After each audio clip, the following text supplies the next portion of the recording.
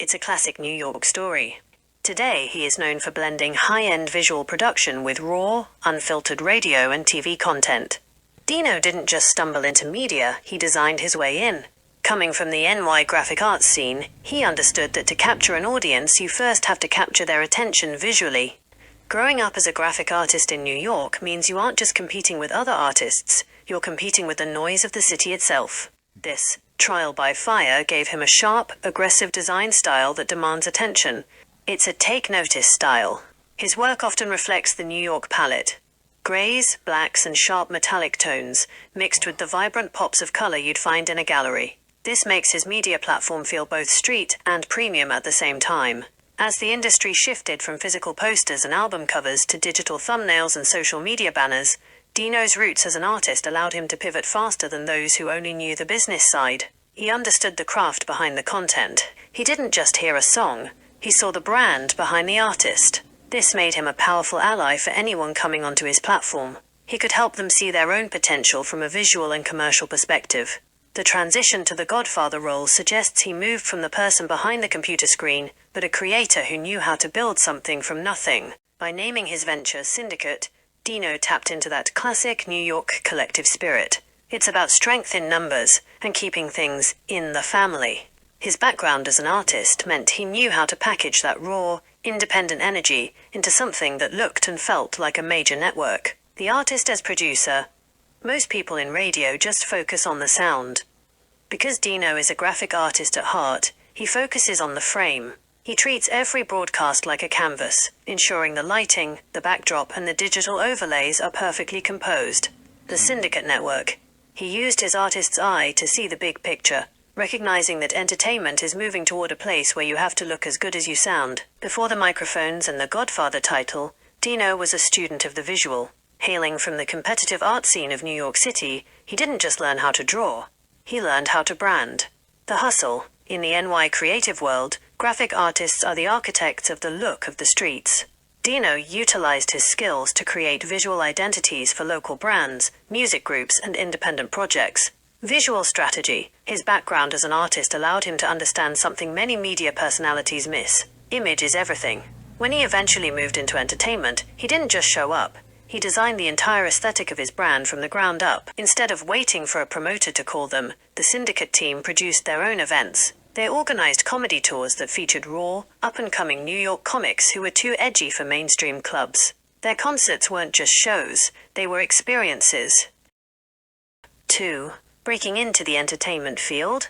Dino's transition from static art to the moving parts of entertainment happened through his ability to network within the New York nightlife and music circuits. He realized that the artists, DJs, and personalities he was designing for needed a platform that was as polished as their visuals. Skill integration. By combining his graphic expertise with a deep knowledge of the urban entertainment landscape, he stopped just designing the flyers and started owning the events and the media surrounding them. 3. Founding Syndicate Radio TV. As the Godfather, Dino established Syndicate Radio TV as a powerhouse for independent voices. The vision. He saw a gap in traditional media where independent artists were being overlooked. He used the Syndicate name to imply a collective, a group of like-minded individuals working outside the mainstream matrix. Like many who worked in the Stern universe, there came a moment where the corporate red tape became too much. Leaving the Matrix, the Syndicate crew realized they had the audience and the eye for content, so they stopped asking for permission. They built their own digital infrastructure long before streaming was a buzzword. You don't need a middleman. It's that classic New York defiance, taking the lessons from a giant like Stern and then carving out a kingdom of your own in the heart of the city.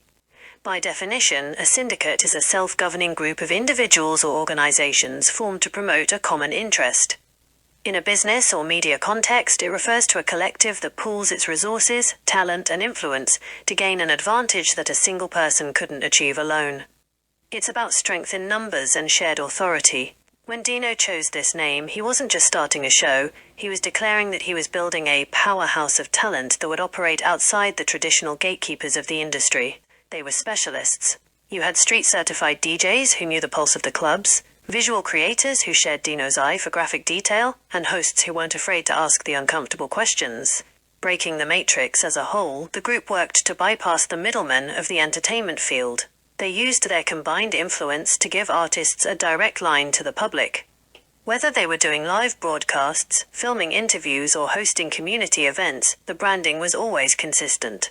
Every member of the team was presented as a professional, elevating the entire image of independent New York media. Together, they did more than just play music. They created a digital archive of the culture. They documented the rise of local legends and provided a platform for social commentary that resonated from the housing projects to the high-rises. By definition, a syndicate is a group of individuals or organizations combined to promote a common interest. It comes from the Greek word syndikos, which means advocate or one who helps in a court of justice. In the world of business and the streets, a syndicate is a collective powerhouse. It's about shared authority and strength in numbers. It means no one person has to carry the whole load, but the whole group moves with one mind. When Dino chose this name for Syndicate Radio TV, he was telling the world, "We aren't just a radio station. We are a self-governing alliance of creators who look out for one another." Having Dino partner with Reverend Bob Levy in Seneca Radio was a brilliant move. It took that syndicate energy and merged it with some of the most fearless names in comedy and shock radio. Here is how that syndicate ecosystem looked with those specific heavy hitters. The Comedy Syndicate.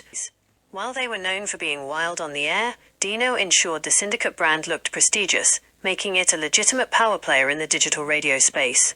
The Stern Connection. By having Bob Levy's crew involved, Dino essentially created a satellite for the Sternverse. This brought a massive, loyal audience to the syndicate, while Dino kept the ship sailing with his New York business sense. Zola. You mentioned him as a head guy, and he was a crucial engine for the syndicate. Known for his legendary prank calls and deep knowledge of the music game, Zola was the perfect lieutenant for Dino. He placed where the rules were tossed out the window and the talent had total freedom. You are spot on about the timeline. From the early 2000s all the way through 2018, they were riding a wave of independent digital broadcasting that was ahead of its time. The syndicate roster, a who's who of chaos. Zola. As one of the head guys, Zola was the engine for the prank call culture on the platform. His ability to stay in character and push people to the edge was legendary. He brought that raw, unfiltered energy that made Syndicate Radio TV feel like a high-stakes tightrope walk every time the mics went live. Billy Mira, a world-class impressionist and comedian, Billy brought a level of theatrical talent to the syndicate. Whether he was doing voices or playing off Bob Levy, he helped elevate the show from just talk to a full-on variety performance. Yoko the Clown and Joker the Clown. This was the surreal, darker side of the comedy. Having clowns involved in a radio syndicate added to that circus atmosphere. It was visual, it was weird, and in the early days of internet video, it was exactly what people wanted to see. The Stern Connection, Richard Christie and Sal the Stockbroker. These guys are the kings of the Tradio prank call. Having them in the mix with Dino and Bob Levy meant that the syndicate was the cool cousin of the Howard Stern Show. They brought a massive, loyal audience that followed them wherever they went. Julie Hagar. She was the first lady of that crew in many ways. She could hang with the... Angel, it's Shuli Agar. He's a male.